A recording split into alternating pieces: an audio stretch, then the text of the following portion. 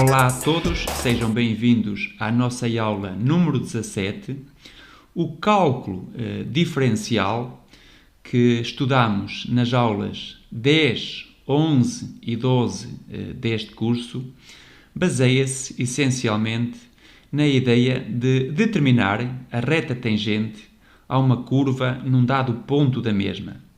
Por outro lado, o cálculo integral tem por base determinar a área de uma região do plano que fica por baixo do gráfico de uma função que seja maior ou igual do que zero. Nesta aula vamos então introduzir o conceito de integral definido e a partir daí irei apresentar e demonstrar um dos resultados mais importantes e mais bonitos de toda a matemática clássica. Estou a falar do chamado Teorema Fundamental do Cálculo, que relaciona precisamente os conceitos de derivação e integração. A partir deste teorema, podemos calcular com muita facilidade a área de uma região do plano que esteja compreendida entre o gráfico de duas funções. Mas tem muitas mais aplicações, vão muito além do cálculo de áreas. Teremos oportunidade de ver isso nas aulas que se seguem. As técnicas de primitivação abordadas nas aulas anteriores não são necessárias para esta aula, de preferência devem até esquecê-las durante a aula de hoje. Vai ser uma aula mais teórica do que aquilo que tem sido habitual. Eu quase aposto que irá ter menos visualizações do que as restantes aulas, mas isso o tempo dirá. Vamos então iniciar esta aula, ok? Nós vamos partir de uma função f definida num intervalo fechado e limitado AB, contínua e para já não negativa. É verdade que em situações mais gerais poderíamos partir de uma função limitada neste intervalo, contudo, para aquilo que eu pretendo, é suficiente partir de uma função contínua. Bom, R é a região do plano que está abaixo do gráfico da função f, mais especificamente R é igual ao conjunto dos pontos x, y pertencentes ao plano R2, tais que y varia de 0 a f de x e x toma todos os valores entre a e b. Bom, a nossa questão central é calcular a área desta região R. Sendo um pouco mais rigoroso, eu diria como definir a área de uma região deste tipo. E depois, evidentemente, que pretendemos calcular essa área. Bom, nós vamos dividir o intervalo AB em n subintervalos, xi menos 1 a xi. O comprimento de cada um destes subintervalos é xi menos xi menos 1, ou seja, delta xi, e eu vou considerar sempre igual. Portanto, o comprimento de todos estes intervalos vai ser, então, h igual a b menos a sobre n. x0 é o extremo esquerdo do intervalo, é o ponto A. Depois, x1 é A mais H. x2 vai ser A mais 2H, etc. xn é A mais n vezes H, que dá precisamente B. Bom, um conjunto finito como este que temos aqui, que tem n mais 1 pontos, Pn igual a x0, x1, x2, xn, diz-se também uma partição do intervalo AB. E por vezes dizemos que a norma da partição Pn é precisamente B menos A sobre N, ou seja, é o comprimento destes intervalos que eu estou aqui a considerar. Sejam agora M minúsculo índice I e M maiúsculo índice I o mínimo e o máximo, respectivamente, da função f em cada um dos intervalos xi menos 1 a xi. Isto é, m pequeno i é igual ao mínimo do conjunto dos f de x, tais que x está entre xi menos 1 e xi. E m maiúsculo i é igual ao máximo do conjunto dos f de x, tais que x toma todos os valores entre xi menos 1 e xi. Bom, convém salientar que tais valores de mínimo e máximo existem porque a função f é contínua e cada um destes pequenos intervalos é fechado e limitado. Estou a falar do teorema de Weierstrass. Bom, vamos agora falar de somas de Riemann. O que é isto? Bem, vamos olhar aqui para as nossas duas figuras. Portanto, m pequeno 1 é o valor mínimo que a função toma entre x0 e x1. Depois, o m pequeno 2 é o valor mínimo que a função f toma entre x1 e x2. Bom, se olharmos para a figura de baixo, o m grande 1 é o máximo que a função f toma entre x0 e x1. Neste caso seria o f de x0. Depois, o m grande 2 é o valor máximo que a função f toma entre x1 e x2. Será a altura aqui deste retângulo. Bom, etc. A soma inferior de f relativamente à partição Pn vai ser a soma das áreas de todos estes retângulos que eu tenho aqui pintados de azul. E designa-se por S pequenino de f, Pn, que é então ao mínimo que a função f vale aqui, vezes x1 menos x0, mais esta altura vezes este comprimento, x2 menos x1, mais esta altura vezes este comprimento, ou seja, é a soma das áreas de todos estes retângulos. Podemos escrever isto de uma forma mais condensada, igual ao somatório com i desde 1 até n de m pequeno i vezes xi menos 1, que eu posso designar por delta xi. E isto é igual à soma com i igual a 1 até n de m índice i. E agora, eu disse há pouco que estava a considerar todos estes subintervalos com o mesmo comprimento, ou seja, b menos a sobre n.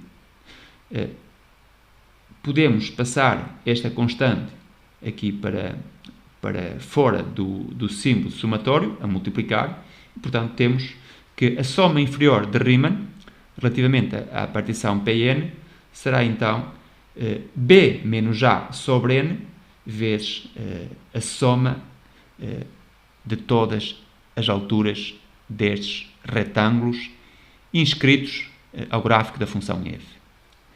A soma superior de f relativamente à partição Pn, à mesma partição Pn, vai ser a soma das áreas de todos estes retângulos que eu tenho aqui.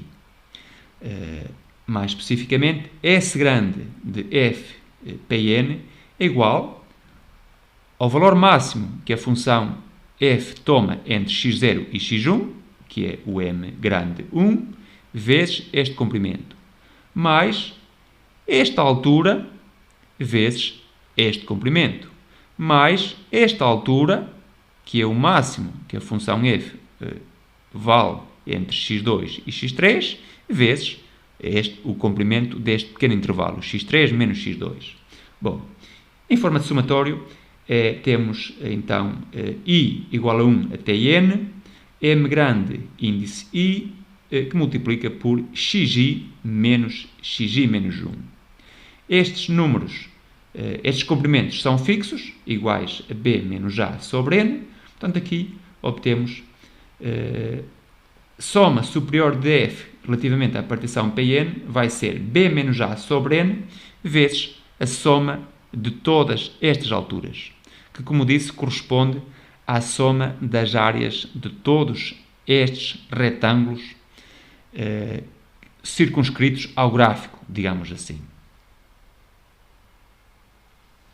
A soma inferior de Riemann da função f relativamente à partição Pn é uma soma de áreas de retângulos, como disse, inscritos ao gráfico da função f, e a reunião de todos estes n retângulos está contida na região R.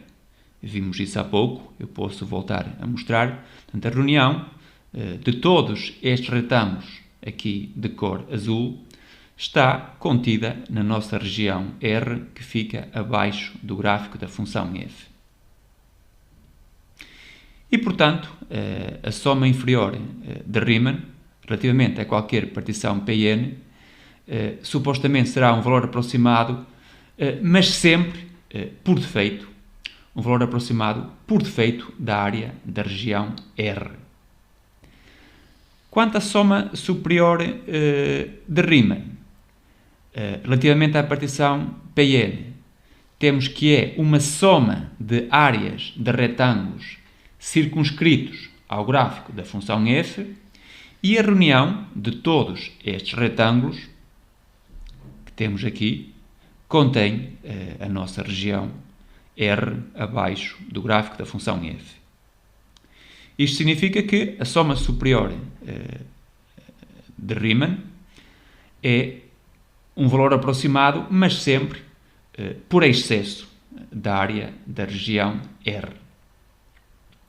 Bem, aqui temos o nosso primeiro teorema e diz então o seguinte: supondo que f é uma função contínua, existem sempre os limites das somas inferiores e das somas superiores quando o n tende para mais infinito.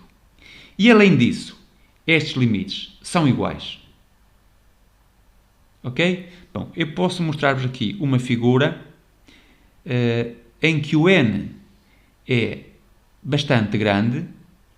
Temos aqui uma soma inferior de Riemann relativamente a uma partição Pn.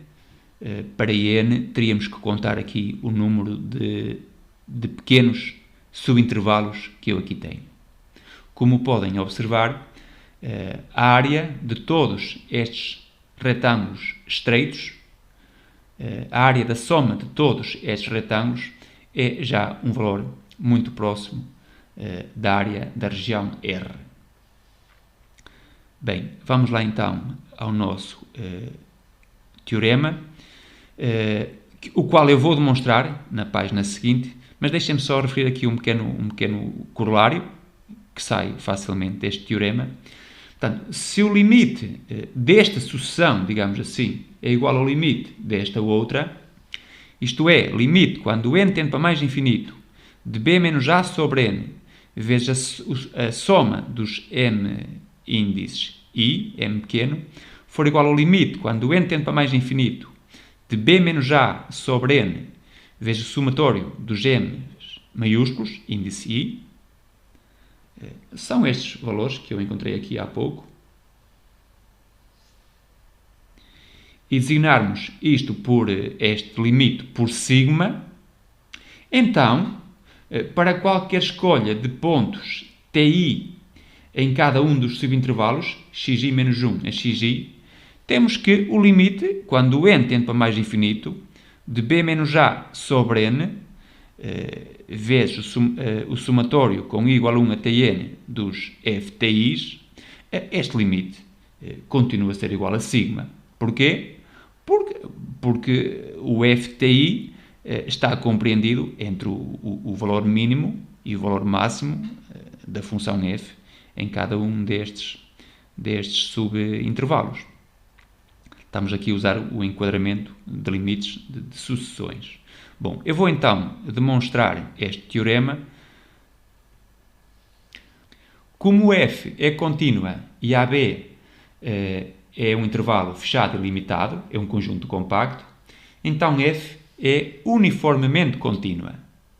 Logo, dado epsilon maior do que zero, existe um delta positivo, tal que para quaisquer x e x' no nosso intervalo AB, cuja distância de x a x' é menor do que delta, então posso concluir que o módulo de f de x menos f de y é menor do que epsilon sobre b menos a. Ok? Então, temos então isto. Seja agora P pertencente a n, tal que B menos A sobre P é menor do que este delta. E vou considerar um n maior ou igual do que P qualquer. Um n qualquer maior ou igual do que P. E considero a partição Pn, formada pelos pontos x0, x1, xn, tal como anteriormente. Ou seja, x0 é A, x1 é A mais H, x2 é A mais 2H, etc. xn é A mais n vezes H, ou seja, B, onde H é B menos A sobre n, ou seja, é o comprimento dos nossos pequenos subintervalos. Bem, resulta que a soma superior de Riemann relativamente à partição Pn menos a soma inferior relativamente à mesma partição Pn é dada pelo somatório com i igual a 1 até n de m grande I vezes xi menos xi menos 1. Isto é o comprimento de cada subintervalo, que é igual a h, menos a soma com i igual a 1 até n de m pequeno i vezes xi menos 1. Bem, isto é igual ao somatório com i igual a 1 até n de m grande I menos m pequeno i vezes xi menos 1. Bem, como disse, o comprimento dos subintervalos é fixo, igual a b menos a sobre n.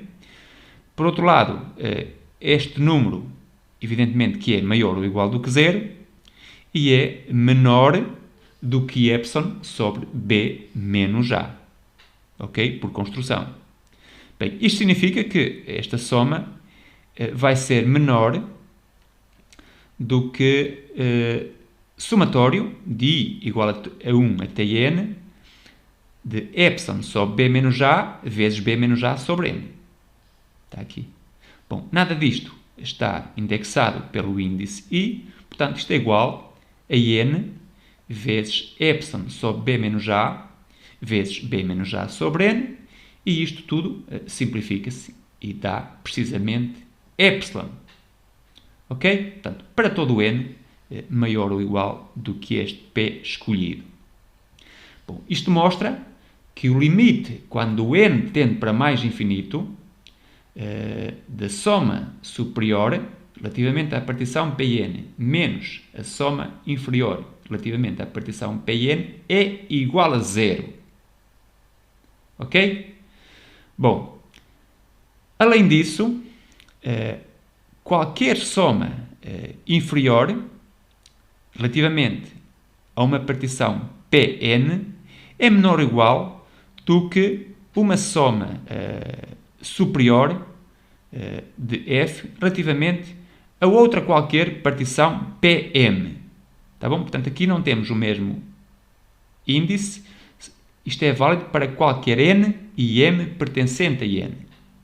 Bom, e esta desigualdade que temos aqui resulta deste conjunto de desigualdades, ou seja, a soma inferior relativamente à partição Pn é menor ou igual que a soma inferior relativamente a uma partição Pn vezes m Então, eu aqui estou a considerar um múltiplo de n e de m. Por exemplo, n vezes m. Mas também podia ter escrito aqui o mínimo múltiplo comum entre n e m. Bom, e agora, esta desigualdade aqui penso que é mais ou menos evidente. Isto é menor ou igual do que a soma superior de f relativamente à mesma partição, P índice n vezes m, e por sua vez é menor ou igual do que a soma superior de f relativamente agora à partição Pm. Estas desigualdades são análogas, mas são talvez as menos evidentes. Bom, como é que nós podemos observar que de facto esta desigualdade tem lugar? Reparem, tenho aqui um exemplo concreto. Tenho aqui o Pn, que na verdade é o P4. Temos aqui 4 subintervalos. Temos 5 pontos, x0, x1, x2, x3 e x4. E temos uma partição P, neste caso P3, o M é 3, x'0, x'1, x'2 e x'3. A partição P3 vezes 4, P12, tem 12 subintervalos e obtém-se dividindo cada um dos 4 intervalos desta partição em 3 subintervalos. E dividindo cada um destes 3 subintervalos de P3 em 4 subintervalos. Ok? Portanto, Pn vezes m tem, evidentemente, n vezes m subintervalos de comprimento B menos A sobre n vezes m. Ok? Portanto, eu chamei x duas linhas 0, x duas linhas 1, por aí adiante, aos pontos da partição, neste caso P12. Bem, de maneira a conseguir demonstrar esta desigualdade, eu começo por adicionar à partição Pn, esta que está aqui de cor roxo, um ponto, pode ser o ponto x, duas linhas, 1, e concluo que, de facto, a soma inferior não diminui. Pode aumentar ou manter-se igual, mas nunca diminui. Não há nada de muito transcendente por detrás disto, apenas uma ideia deste tipo. Se nós tivermos um conjunto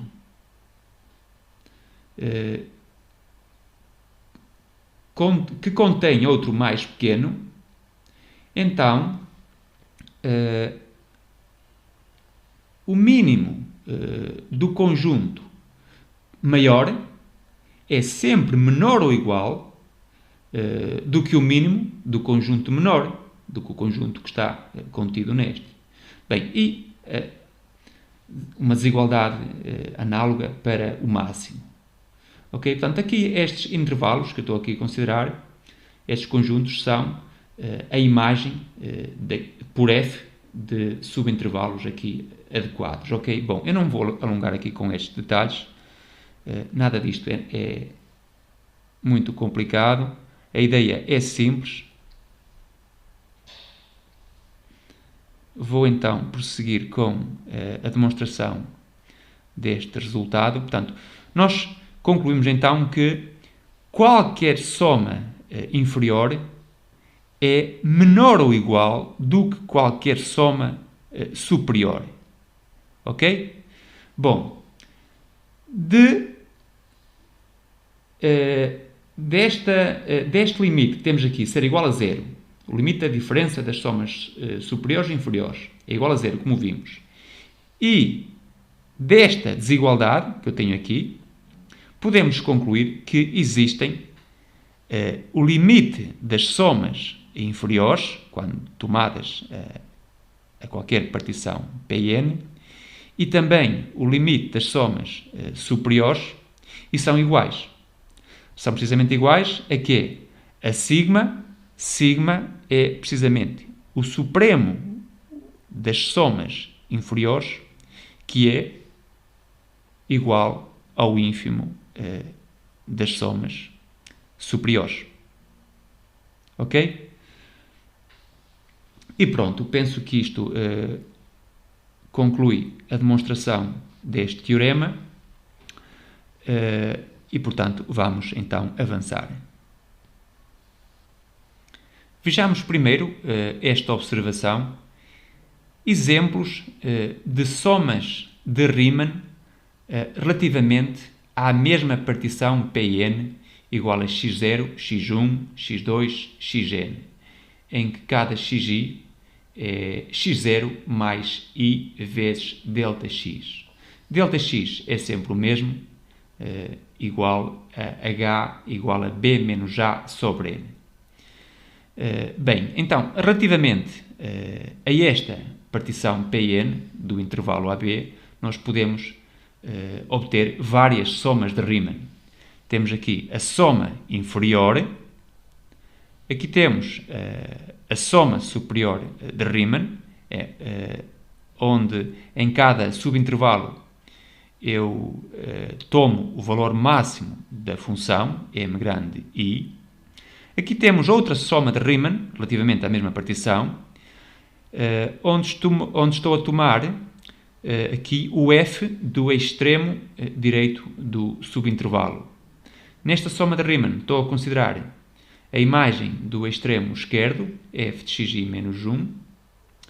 Aqui estou a considerar uma soma de Riemann a partir do ponto médio de cada subintervalo, portanto, somatório com i igual a 1 até n, de f de xi menos 1 mais xi sobre 2, vezes o tal h. E aqui temos uma soma de Riemann genérica relativamente a esta partição Pn. Somatório com i igual a 1 até n de fti vezes ΔX, ou seja, vezes h, em que estes ti's são números arbitrários, quaisquer do intervalo xi menos 1 a xi. Portanto, o teorema anterior, que nós acabamos de demonstrar, afirma que se a função f for contínua, o limite quando n tende para mais infinito de todas estas somas é sempre o mesmo e é igual. Vamos designá-lo por sigma. Ok? Bom, e finalmente tenho aqui as nossas definições. O valor sigma anterior do limite das somas de Riemann, inferior, superior ou qualquer outra, da função f relativamente às partições Pn, quando n tende para mais infinito, representa-se por integral de a até b de f de x dx e diz-se o integral definido de f desde a até b, ou o integral da função f no intervalo AB. A área da região R, vamos então dizer que é igual ao integral de a até b de f de x dx. Ok? Bom, o nosso objetivo é encontrar uma forma simples de calcular o integral definido de a até b de f de x dx, ou seja, a área da região R. Já que a sua definição, a definição de sigma, isto é, a definição de integral definido, é dada por um limite de uma soma, algo que, na maior parte das situações, é sempre bastante complicado de calcular. Esta forma simples que eu aqui estou a referir, estou precisamente a pensar no teorema fundamental do cálculo. Já lá vamos chegar. Bom, duas observações. Se a função f for negativa, menor ou igual do que zero, temos aqui o gráfico, então o integral de a até b de f de x dx, ou seja, o limite quando n tende para mais infinito, de b menos a sobre n, vezes o somatório com i igual a 1 até n de f de ti, sendo ti um ponto qualquer entre xi menos 1 e xi, é igual ao simétrico da área da região R. Isto porque estes números são negativos. Ok? Bom, aqui a região R é a que está acima do gráfico da função f e abaixo do eixo do x, com x entre A e B. No caso de termos uma situação mista, ou seja, tenho aqui uma função f contínua entre A e B, mas de A a C é positiva e de C a B é negativa. Então, o integral de A até B de f de x dx pode ser visto que é igual ao integral de A até C de f de x dx mais o integral de C até B de f de x dx. Ou seja, é igual à área da região R1 menos a área da região R2. Ok? Bom, vamos então avançar. Vou agora passar ao teorema do valor médio para integrais, que diz então o seguinte: seja f uma função contínua no intervalo fechado e limitado AB, então existe pelo menos um ponto C entre A e B, tal que o integral de A até B de f de x dx é igual a f de C vezes B menos A. Geometricamente, e no caso da função ser positiva, tal como é esta que eu tenho aqui, esta igualdade afirma precisamente o seguinte: a área da região que está abaixo do gráfico da função f e acima do eixo do x é igual a área deste retângulo que eu tenho aqui. Ou seja, é igual a esta altura, f de c, vezes b menos a. Bom, a função é contínua, está definida num intervalo fechado e limitado, logo, pelo teorema de Weierstrass, existem pontos x índice m minúsculo e x índice m maiúsculo no intervalo AB, tais que f de x m pequeno menor ou igual que f de x menor ou igual que f de x m grande para todo o x entre A e B.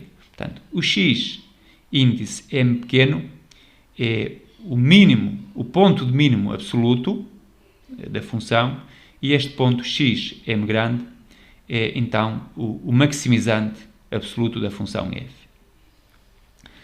Temos que o integral de A até B desta constante, de f de x m pequeno dx, é menor ou igual que o nosso integral de A até B de f de x dx e, por sua vez, é menor ou igual que o integral de A até B desta constante, f de x m grande dx. Bom, as somas de Riemann relativamente a uma função constante são sempre iguais. Ok? E são iguais precisamente à constante vezes b menos a.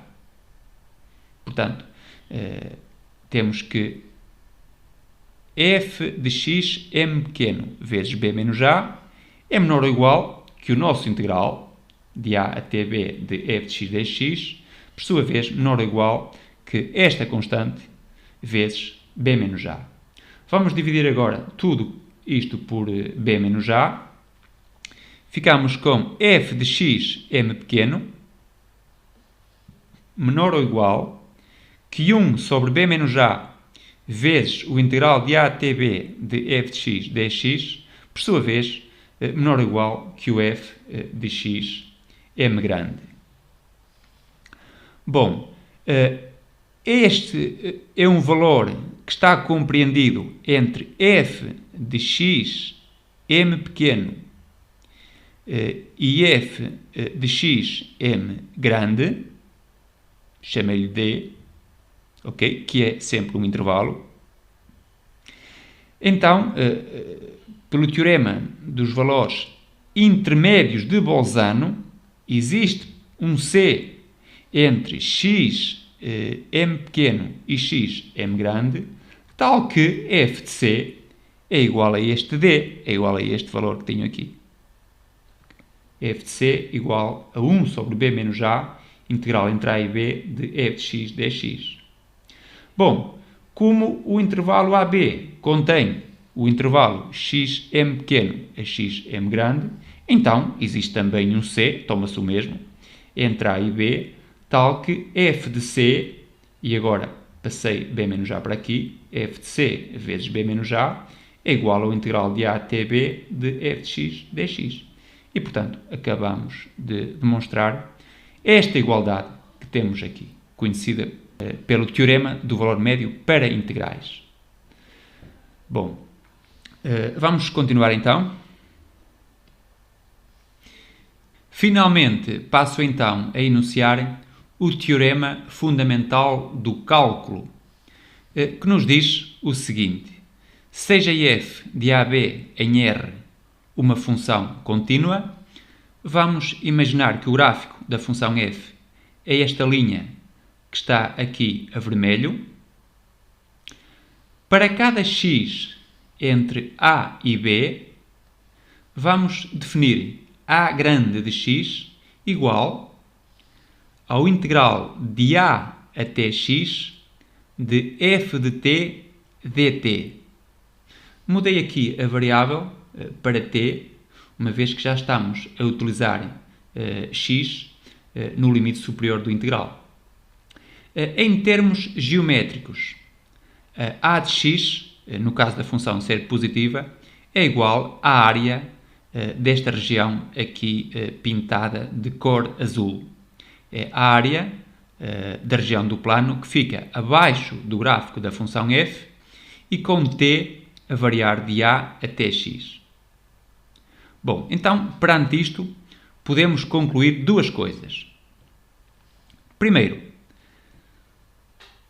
sendo esta função f pequeno contínua, então a função a, que me dá a área, é derivável e tem-se que a' de x é igual a f de x.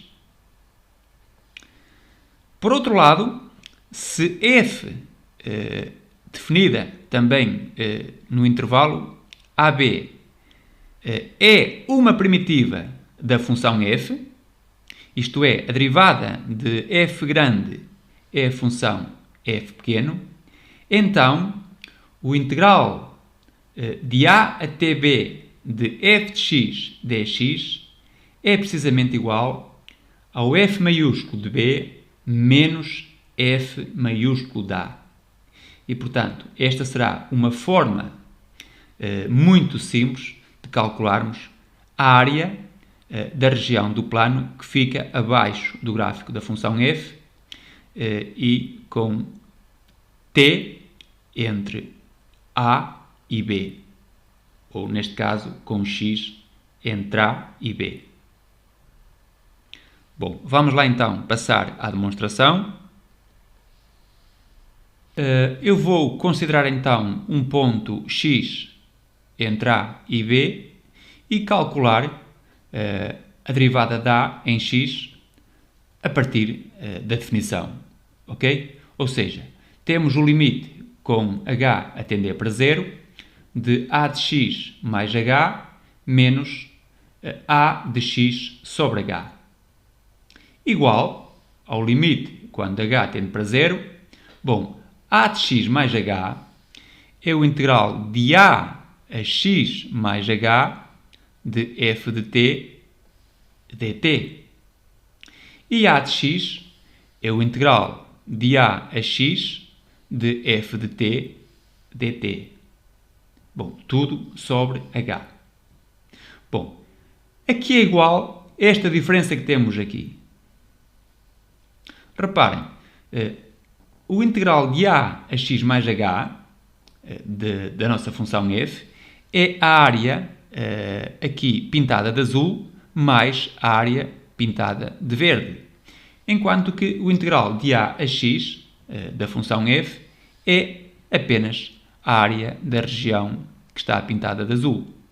Portanto, esta diferença é precisamente a área da região pintada de verde, ou seja, o integral de x a x mais h de f de t dt. E agora sobre h.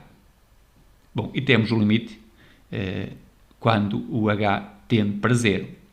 Claro que eu não posso chegar aqui e substituir o h por zero, uma vez que tanto o numerador como o denominador se anulam para h igual a zero. Vamos usar o teorema do valor médio para integrais que já demonstramos. O integral de x a x mais h de f de t dt é igual ao f de um certo c de h compreendido entre x e x mais h vezes o comprimento deste intervalo, que é x mais h menos x. Ok? Portanto, mais uma vez, temos o limite quando h tende para zero de f de um certo c de h entre x e x mais h vezes h sobre h. Ok? Bom, igual, vamos agora cancelar estes h's, ao limite, quando o h tende para zero, de f de ch. Mas como f é contínua, reparem, quando o h vai para zero, x mais h tende para x e empurra o c índice h para x. Portanto, a função f é contínua, isto é igual ao f do limite de c índice h quando h tende para zero. Mas isto aqui é x, portanto isto é igual a f de x. Portanto, acabamos de demonstrar que a linha de x é igual a f de x, tal como tínhamos aqui no ponto 1. Bom, e finalmente vou demonstrar a segunda parte do teorema fundamental do cálculo, ok? Que nos dizia o seguinte: se f grande é uma primitiva de f pequeno, então o integral de a a b de f de x dx, isto é, esta área, é igual à diferença da função f maiúsculo nos extremos do intervalo, ou seja, f grande de b menos f grande de a. Vamos lá então. Suponhamos que f maiúsculo de AB em R é uma primitiva da nossa função f, isto é, f maiúsculo linha de x é igual a f de x para todo o x entre a e b, por a função a grande de AB em R, definida por a de x igual ao integral de a até x de f de t dt, é também uma primitiva da nossa função f, como vimos. E, portanto, a derivada da diferença de f maiúsculo de x menos a maiúsculo de x, que é a diferença das derivadas, é igual a f de x menos f de x, ou seja, zero, para todo o x entre a e b. Logo, esta função vai ser constante, uma vez que está definida no intervalo.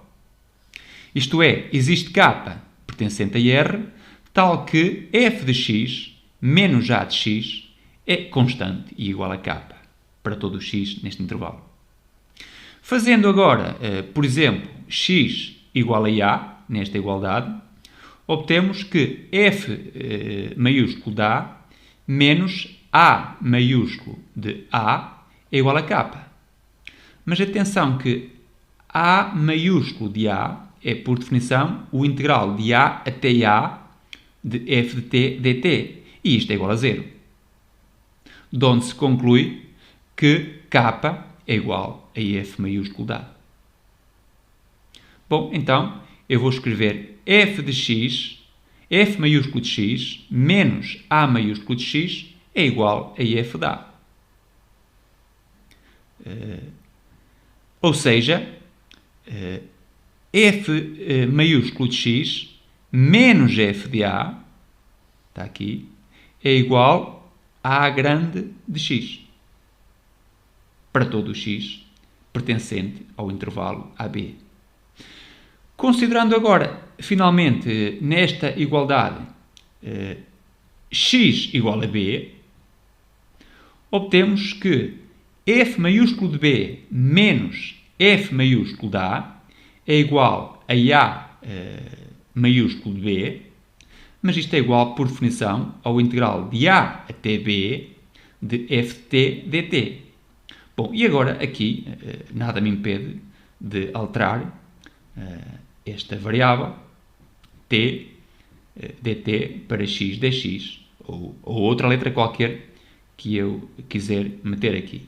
Bom, seja como for, acabamos então de demonstrar o ponto 2 do teorema fundamental do cálculo, isto é, o integral de a até b de f de x dx é igual a f maiúsculo de b menos f maiúsculo de a, sendo este f grande uma primitiva da função f pequeno.